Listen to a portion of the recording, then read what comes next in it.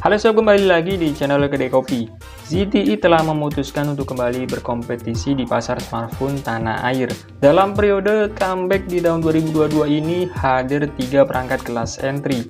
Salah satunya yaitu ZTE Blade V40 Vita, hadir sebagai smartphone entry level. Meski begitu, spesifikasi yang diusungnya cukup bagus di kelasnya.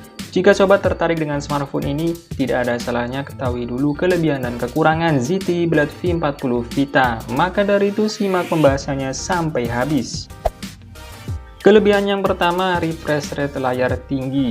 Di bagian layar, ZTE Blade V40 Vita memiliki ukuran layar yang cukup besar yaitu 6,75 inci berpanel IPS LCD dan sudah mendukung refresh rate 90 Hz. Smartphone dengan layar besar dan respon cepat tentu akan membuat sobat nyaman dalam beraktivitas seperti bermedia sosial dan sebagainya.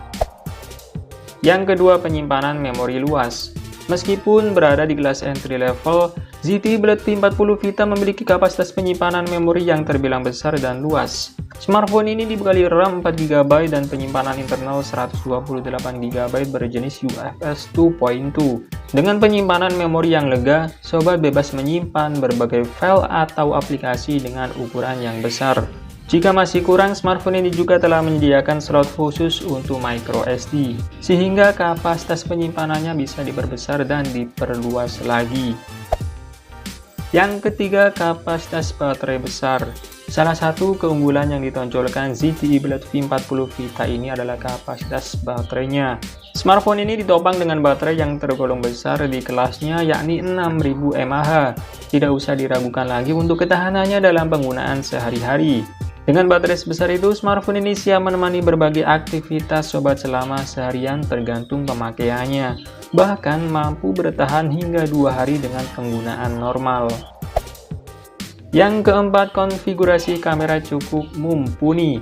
Di sektor fotografi, ZTE Blade V40 Vita dibekali 3 kamera di bagian belakang dengan konfigurasi yang beragam. Terdiri dari kamera utama beresolusi 48MP, kamera utamanya ditemani kamera makro 2MP dan kamera depth 2MP. Memiliki resolusi kamera besar di kelas entry level, membuat smartphone ini cukup menarik. Ditambah lagi kameranya juga telah mendukung fitur HDR dan panorama. Tidak hanya itu, kamera smartphone ini juga mampu merekam video dengan resolusi mencapai 1080p dengan kecepatan 30 frame per second. Meskipun terlihat menarik, tentunya smartphone ini punya kekurangan yang perlu sobat pertimbangkan sebelum membelinya. Berikut ini beberapa kekurangannya. Kekurangan yang pertama, performa chipset standar. Di sektor dapur pacu, ZTE Blade V40 Vita hanya ditenagai oleh chipset standar yaitu UniSoC T606 dengan fabrikasi 12 nanometer. Meskipun chipset ini memiliki performa yang lumayan dan bekerja dengan baik untuk penggunaan sehari-hari, chipset ini kurang mumpuni untuk menjalankan game berat seperti PUBG Mobile atau Genshin Impact. Yang kedua, bobot tergolong berat. Kekurangan lain yang dimiliki ZTE Blade V40 Vita adalah bobotnya yang cukup berat. Bobot smartphone ini berada di atas angka 200 gram, tepatnya di 214,3 gram. Lebih berat dari kebanyakan smartphone di kelasnya. Dengan bobot yang lebih berat tentu saja menimbulkan rasa tidak nyaman ketika menggenggamnya. Yang ketiga, tidak mendukung fitur NFC.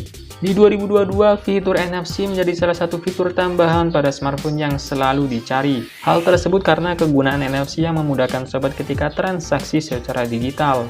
Sangat disayangkan ZTE Blade V40 Vita tidak memiliki fitur NFC.